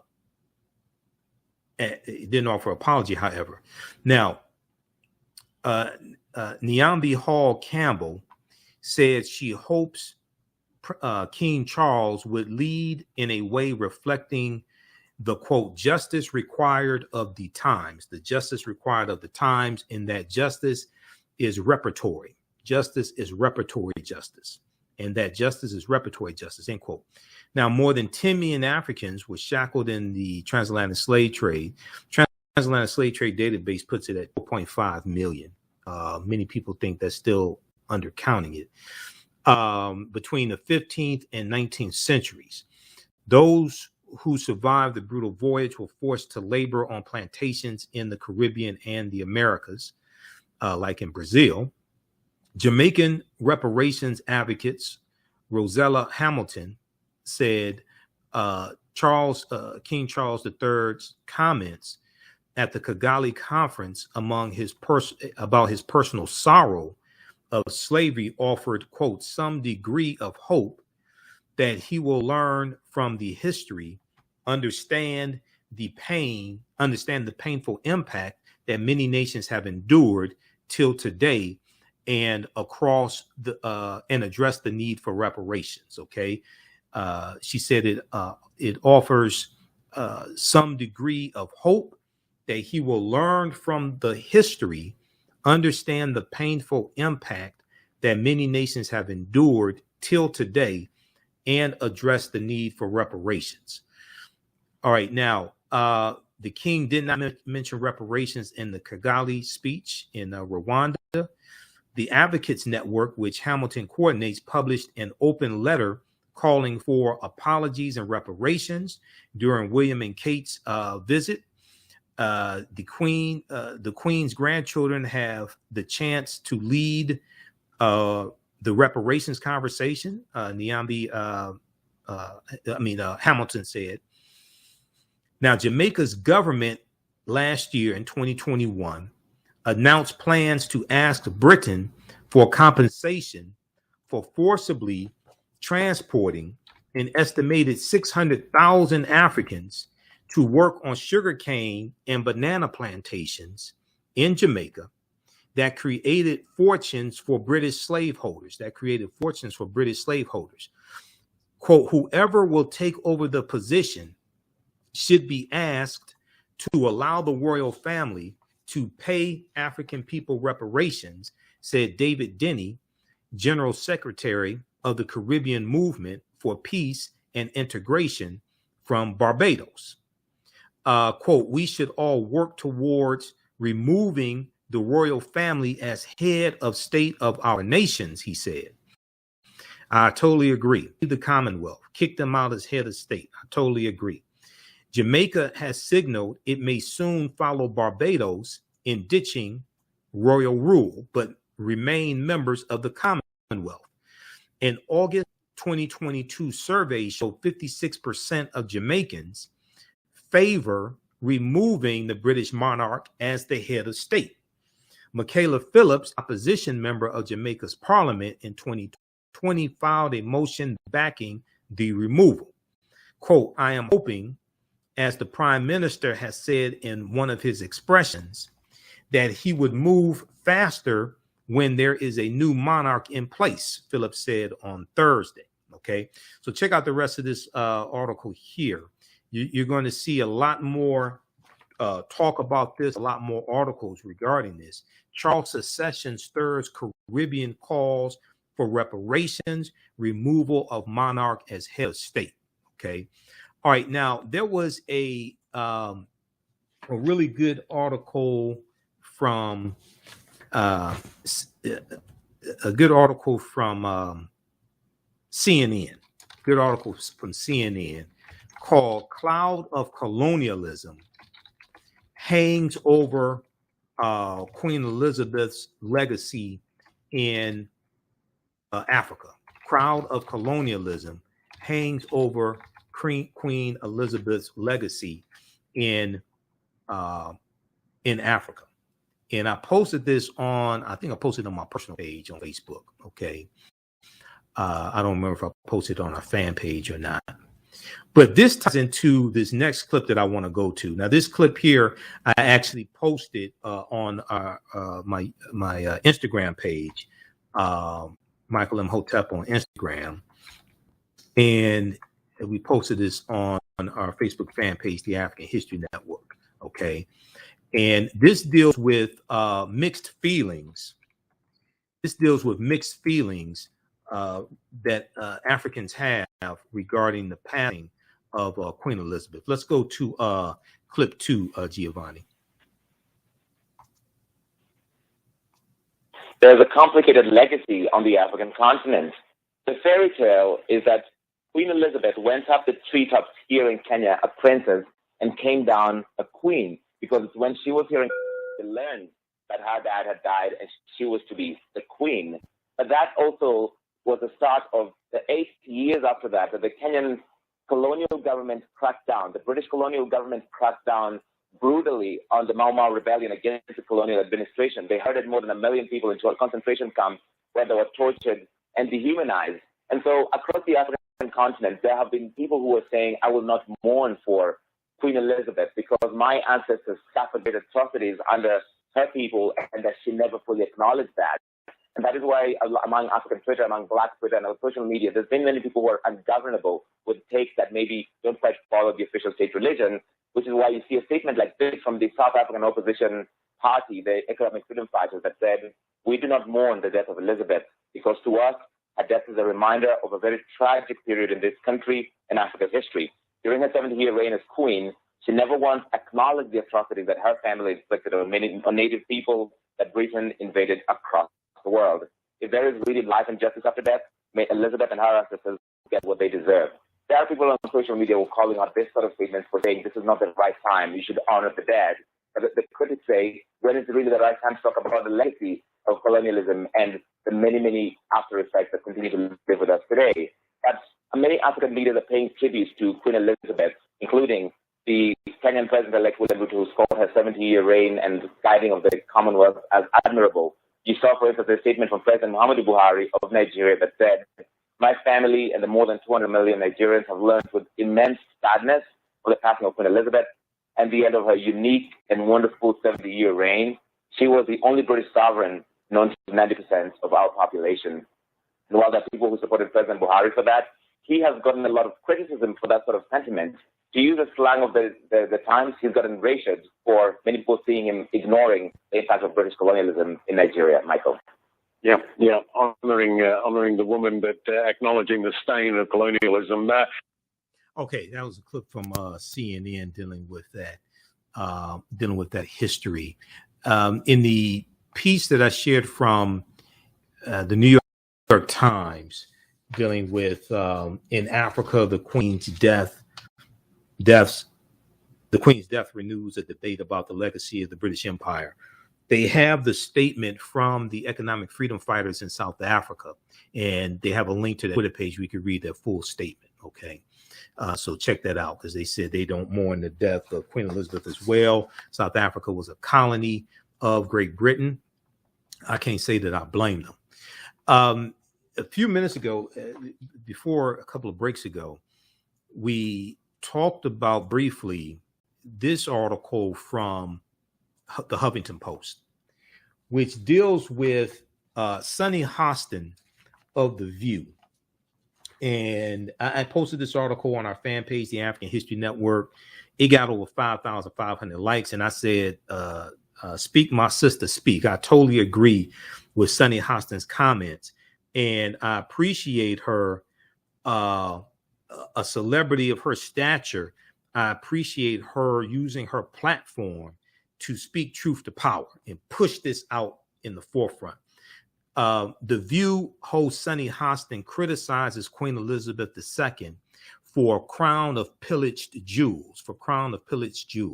Hostin also defended a since deleted tweet from Nigerian-born Carnegie Mellon professor Uju Anya, who hoped the Queen's death was "quote unquote" excruciating. Okay, and here's Sunny Hostin. When Queen Elizabeth II died Thursday at 96, in her book Scottish Residents, in her Scottish residence of Balmoral, thousands of Brits took to the streets in mourning.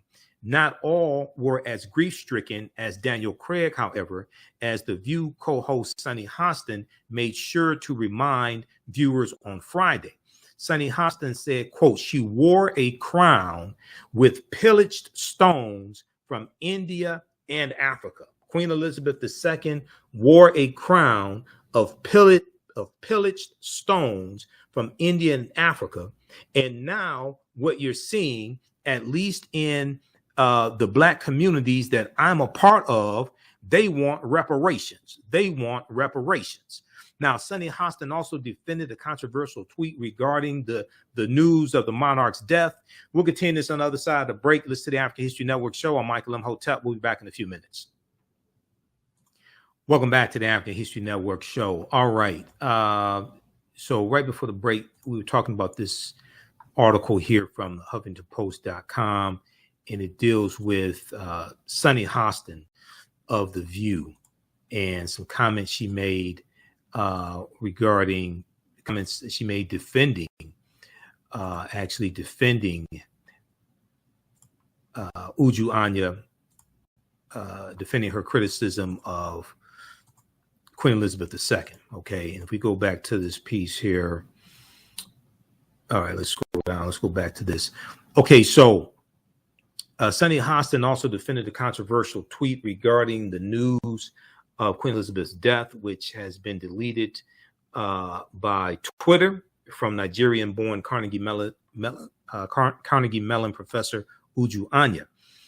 Now, Sonny Hostin defeated the tweet by arguing that it was, quote, it was a thieving, raping, genocidal empire, before adding, quote, we can mourn the queen and not the empire. We can mourn the queen and not the empire. Now, I've seen a couple of articles making that point. We can mourn the queen and not the empire. Okay, I'm not mourning either one of them.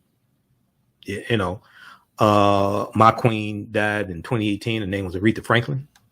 So, as a matter of fact, when I posted on our Facebook fan page, The African History Network, I did a post, and it said that somebody asked me, because I saw African Americans posting, and they were praying for the queen and things like that. And one post that I did said that you should pray that Queen Elizabeth gives reparations to the nations that were colonies of Great Britain, and or pray that she pushes for reparations, maybe not give, but pushes for reparations before she passed away. And then also I post, I'm gonna pull these up quickly here. I did one post where, now that post got over 2,700 likes on our Facebook fan page, The African History Network. I also did one where I said that somebody asked me if I was praying for the queen, and I said, for what? Aretha Franklin's already an ancestor, because that's the queen right there, Aretha Franklin. She died in Detroit in 2018. Let me blow this up. This is on my personal page, Michael Imhotep. So we have this right here. We have this post that I did on September 8th. Okay.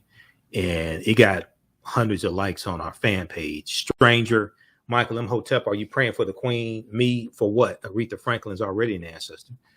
Right. So, and then I did this post here. They got over 2,700 likes on our fan page, The African History Network. So if you don't follow us on our Facebook fan page, The African History Network, you definitely should. This one, let me see, this other post that I did, it said, let me go to this, hold on. This other post dealt with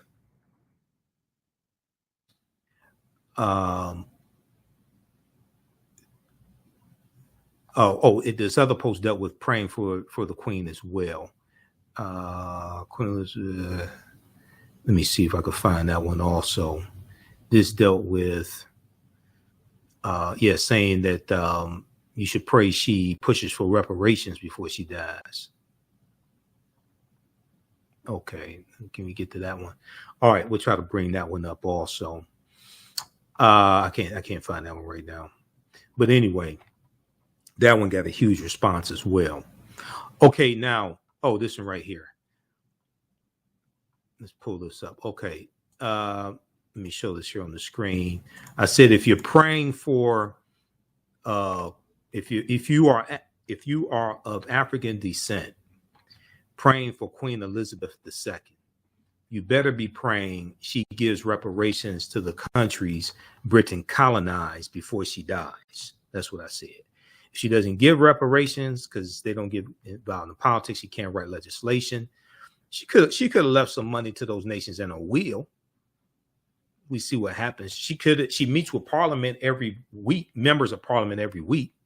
She could push in those meetings. So, we'll see what happens. But African people around the world have to push for reparations now against Great Britain, especially like we never have before. Okay. Going back to this article dealing with Sonny Hostin. Okay. So Hostin defended the tweet from Uju Anya. Now, the monarchy, quote, was built on the backs of Black and brown people, Sonny Hostin said, who previously lived and studied in London. So she has like more in-depth knowledge of this than many people and even many African Americans, because she actually lived and studied in London. Okay. While the show co-host Ana Navarro suggested the United States was guilty of the same and built the country on the same backs as Britain, Sonny Hostin doubled down and stated firmly, and we want our reparations. Let's just keep in mind that the British colonies that became the United States, the colonies that became the United States, the 13 colonies started out as British colonies.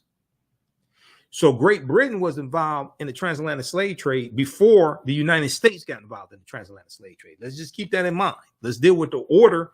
Let's deal with it chronologically. Great Britain got involved here in the 13 colonies before the United States came into existence in 17, if you want to start it in 1776, before then. Now, during the American Revolutionary War, 1775 to 1783, the colonies are fighting for their independence and their freedom, but they also wanted the freedom to keep slavery. Even though there were some abolitionists, they wanted the freedom to keep and maintain slavery and to profit from it as well. Okay, so like Dr. King said, we're coming to get our check. Now, this piece here, those watching on Facebook and YouTube, keep watching. We're running out of time here on 910 AM Superstation WFDF. You can watch us on our Facebook fan page, The African History Network, and our YouTube channel, Michael Imhotep. We're going to keep going for a few more minutes here.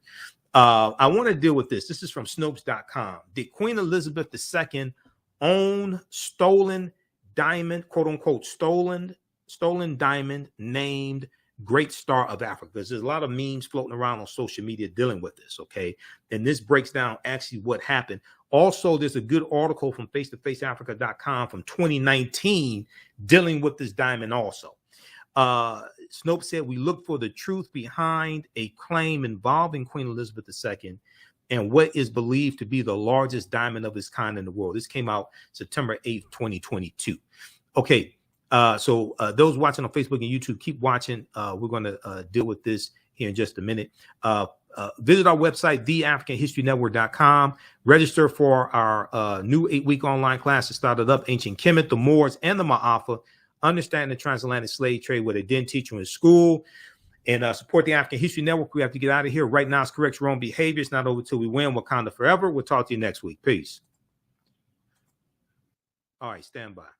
Okay, let me go to this. Let me go to this quickly. Then we have to get out of here. And some of this information, a lot of this information, we get deeper into the class in. And it is, I do a PowerPoint presentation. We have book references, articles, video clips, all of that. Okay, so you're really going to learn a lot. The article from right here from Snopes. This is what I want.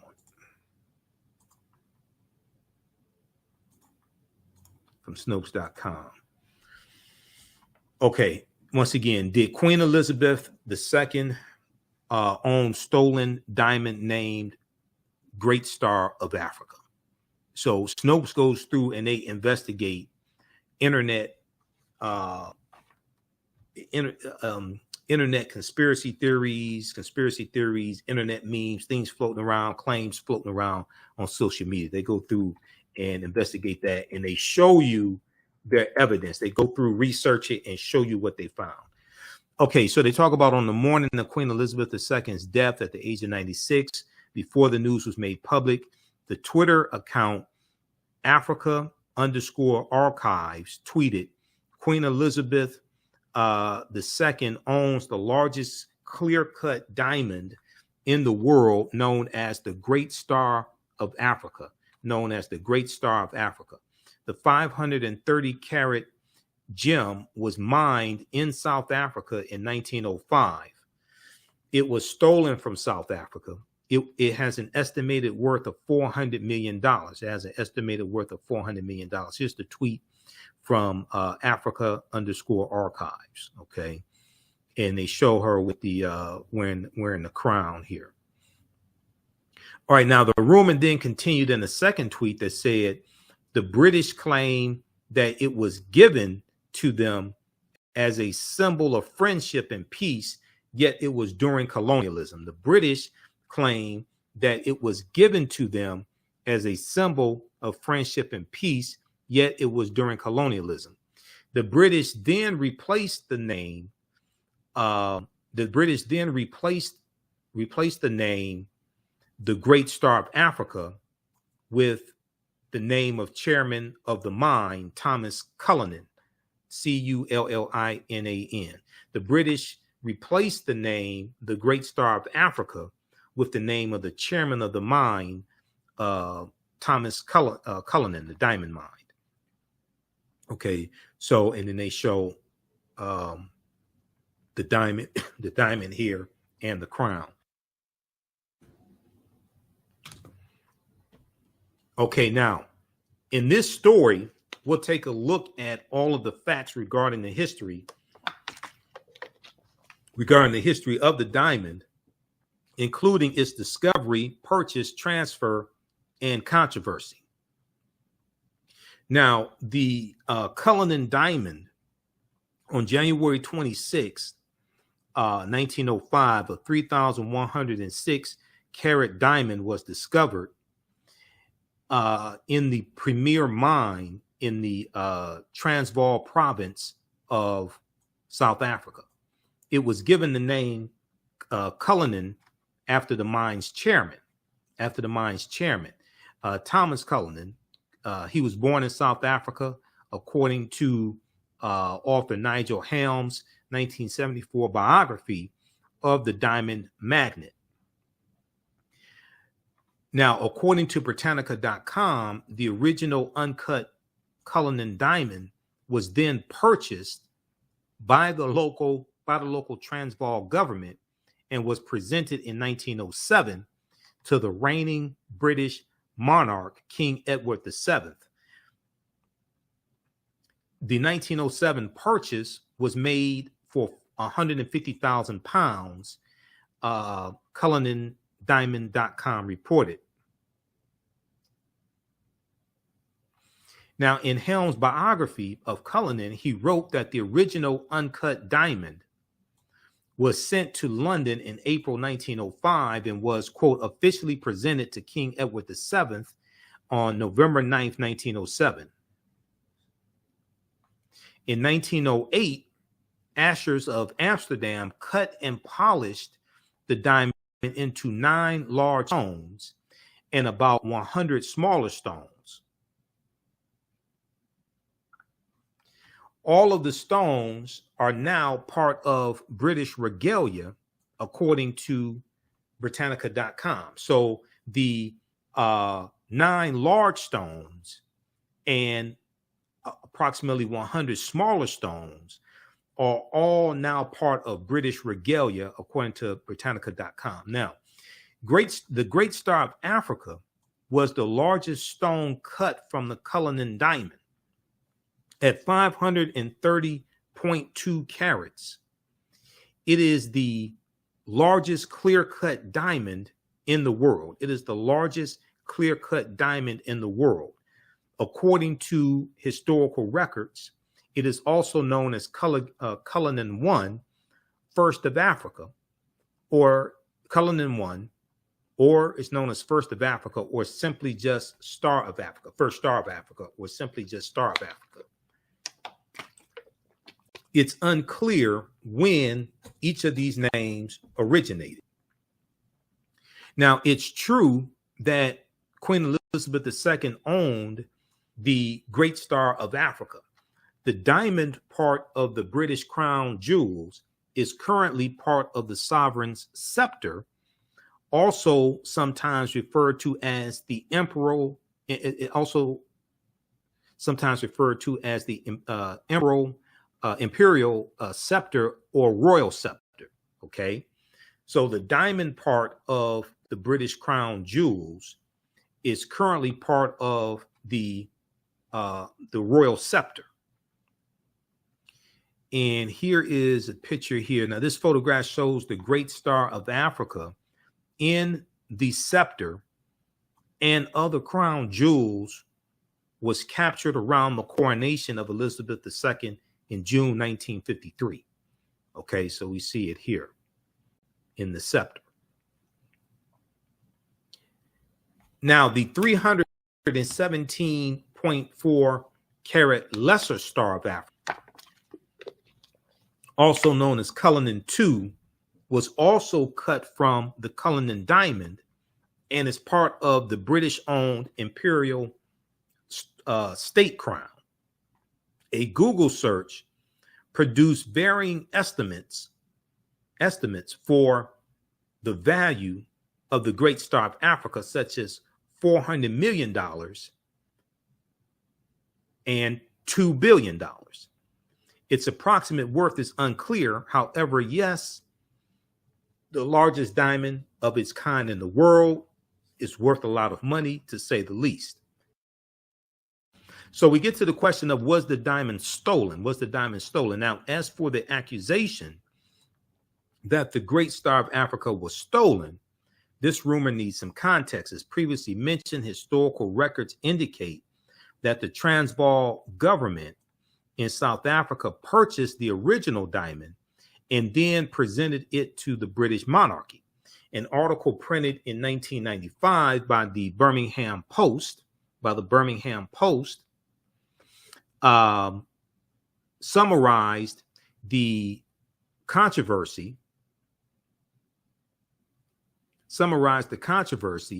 and included a statement from Buckingham Palace. Give back Great Star of Africa, says townships.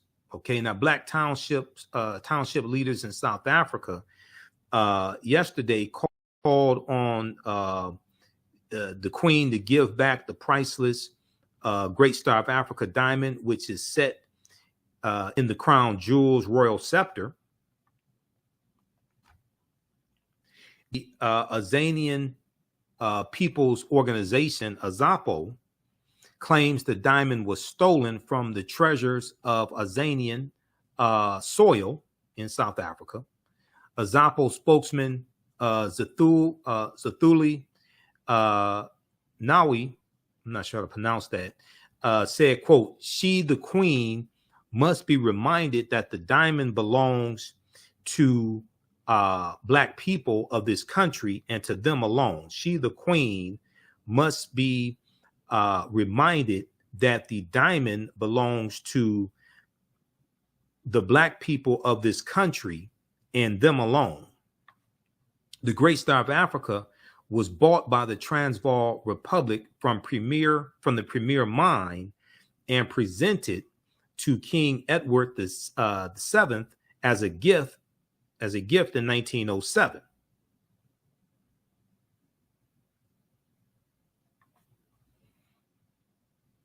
Said a Buckingham Palace spokeswoman.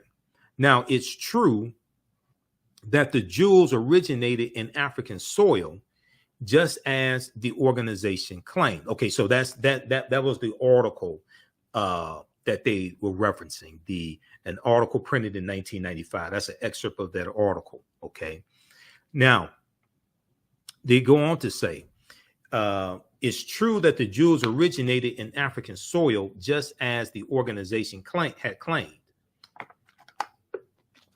Whether or not all of the details surrounding the purported purchase and transfer of the jewels constituted a theft would appear to be matter of opinion.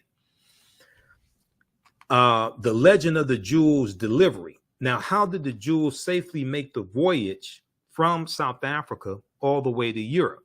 According to the Associated Press, there's a legend that it was supposedly simply sent just in the mail. Okay. Then they have some information there dealing with that. And then it goes on to say, in some, it's true that the Queen owned the diamond known as the Great State of Africa. As for the controversy over whether or not it was stolen from South Africa, as we mentioned, that matter is perhaps a bit more complicated. The story will be updated with any further data of developments that may help inform readers about the subject. Okay, and then they list their sources here. So you can go through and read all of their sources. If you have additional sources, you can contact Snopes.com so they can update their information as well. Okay, but those diamonds did come from South Africa. There's also diamonds from India as well. They did come from there as well. So the original post said, okay, there was okay, owns and it said it was stolen from South Africa. It was worth it, but they said that it was I think they said it was purchased, but at a time when South Africa was a colony. Okay, so it'll be interesting if King Charles III makes some statements about this and talks about where this came from. And if he can't talk about, he should be able to talk about it. But if he can't, somebody in Parliament should. Prime Minister should be able to talk about it. Okay, the new Prime Minister should be able to talk about it as well. Okay, now there was a good article from face-to-faceafrica.com, and I saw them post this on their Instagram page. Let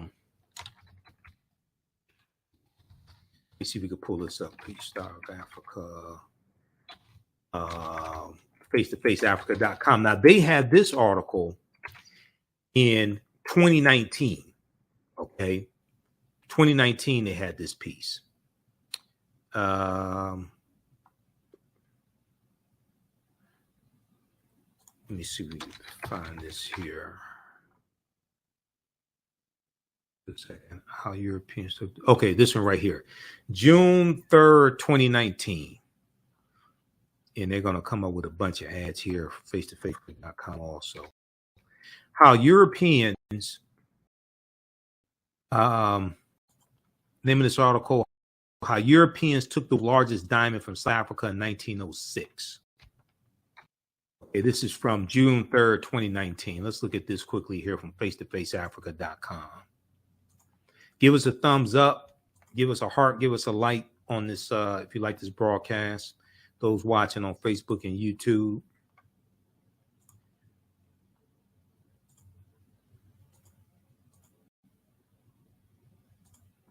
How Europeans took the world's largest diamond from South Africa in 1906 and made it the British crown jewel. Okay, July 3rd, 2019. This is written by, who wrote this? Amos Fofung, F-O-F-U-N-G. Okay. And they show Queen Elizabeth II here with the crown and the royal scepter. All right. So you can check out this article as well. Though most African states have successfully recovered some of their taken valuables from colonial masters, the world's largest diamond, referred to as the Star of Africa, that was taken from South Africa during colonization, might never leave the British crown jewel collection. Okay, so read this piece also.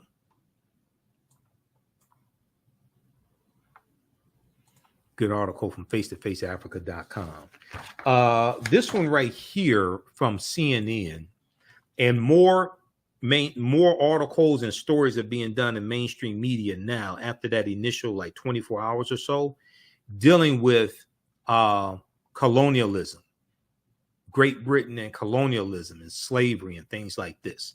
And this needs to happen. There need to be documentaries that come out. The real history needs to come out. In this way, help with the push for reparations. Cloud of Colonialism hangs over Queen Elizabeth's legacy in Africa. This came out Saturday, September 10th, 2022. Now here is a picture. This is Queen Elizabeth. She's in Kenya. I think she's in Kenya here. This picture here, okay, with the African troops in Kenya. Okay, so it talks about the death of Elizabeth II has prompted an outpouring of reflection and reaction, but not all was grief. Some young Africans instead are sharing images and stories of their own elders who endured a brutal period of British colonial history during the Queen's long reign. This one here, I cannot mourn. One wrote on Twitter, posting an image of what she said was her grandmother's movement pass, a colonial document which prevented free travel for Kenyans under British rule in the East African country of Kenya. Another wrote that her grandmother used to narrate to us how they were beaten and how their husbands were taken away from them and left to look after the kids during colonial times. May we never forget them. They are our heroes, she added. Now, their refusal to mourn highlights the complexity of the legacy of the Queen, who, despite widespread popularity, was also seen as a symbol of oppression, in parts of the world where the British Empire once extended. Now this, so right here, yeah, Queen Elizabeth II inspects men of the newly named Queen's own Nigeria Regiment. Yeah, this is Nigeria Regiment, Royal West African Frontier Force at Kaduna Airport, Nigeria, during her Commonwealth tour on February 2nd, 1956. That's what this is depicting. This is in Nigeria.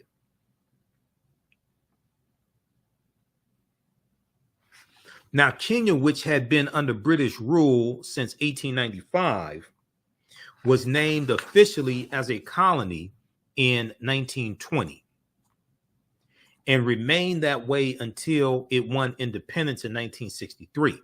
Among the worst atrocities under British rule occurred during the Mau Mau uprising, or the Mau Mau rebellion, which started in 1952, the year Queen Elizabeth II took the throne.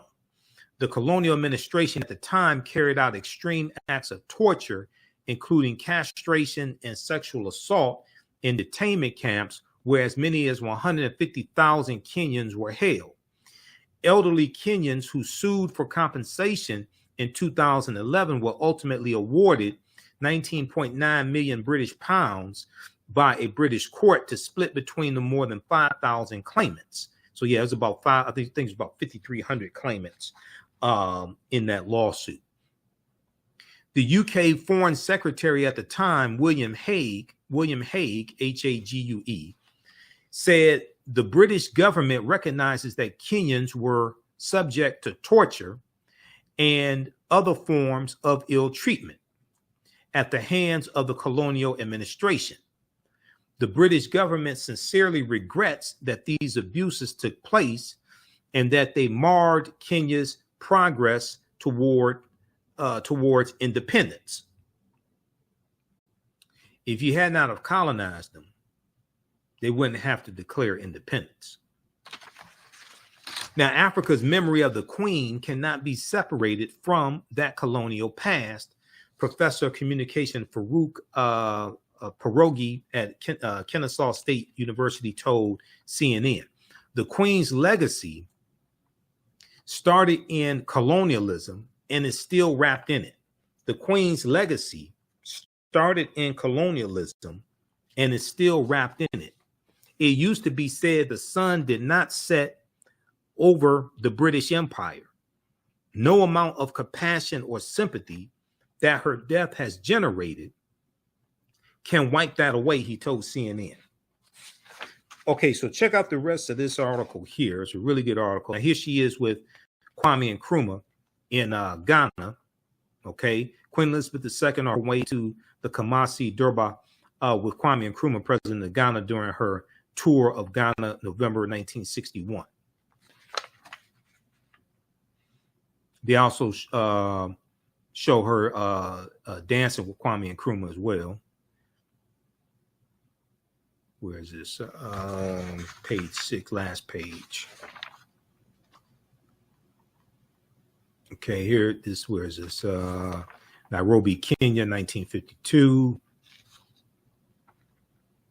Okay, right here. Yeah. She's dancing with Kwame Nkrumah. Was that 61? Yeah, Queen Elizabeth II dances with President Kwame Nkrumah of Ghana during her visit to Accra, Ghana in 1961. All right.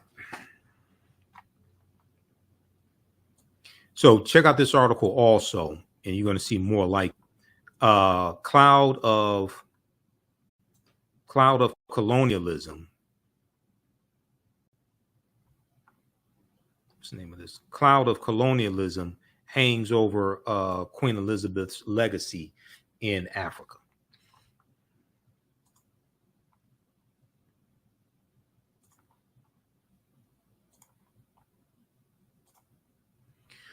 All right. I want to just go over just a few brief things that we cover in the 8-week online class that just started up Saturday.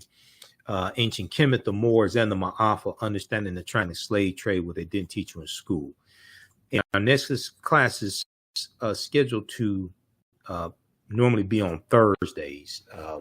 Since I was ended up doing a broadcast last Thursday because Queen Elizabeth II passed away, we didn't have class last Thursday. We did it on Saturday, September 10th. Okay, so next class is going to be Thursday, September 15th. It's going to be Thursday, September 15th is going to be class number 2. Now, if you don't have to be in class, you don't have to be present in class. I don't take attendance, anything like that.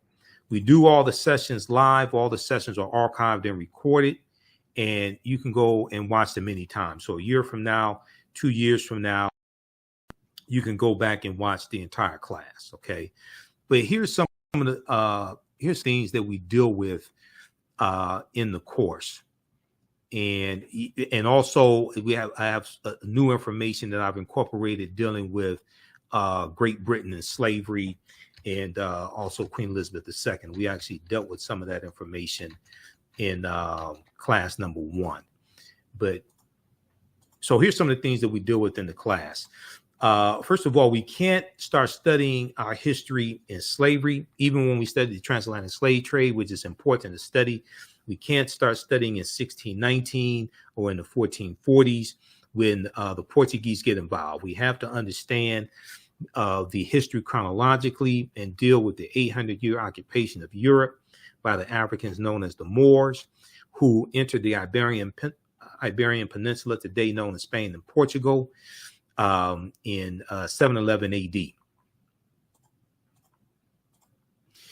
This course not only deals with the transatlantic slave trade, but thousands of years of history that leads up to the transatlantic slave trade taking place. Okay. We know that August 20th, 1619 marked the 400th year anniversary. August 20th, 2019, I should say, marked the 400th year anniversary of those 20 and odd Africans who came into Point Comfort on the White Lion pirate ship, August 20th, 2019. Okay. In what will later be called the colony of Virginia,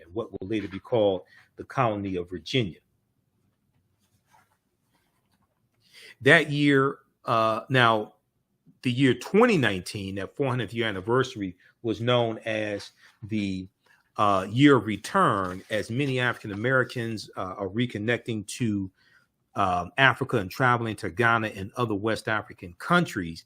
When we discuss the transatlantic slave trade, we have to first understand that African people are the original people of North, Central, and South America, and have been in the land we call the United States of America at least 51,700 years. And I referenced Dr. David Imhotep's book, The First Americans Were Africans, Documented Evidence.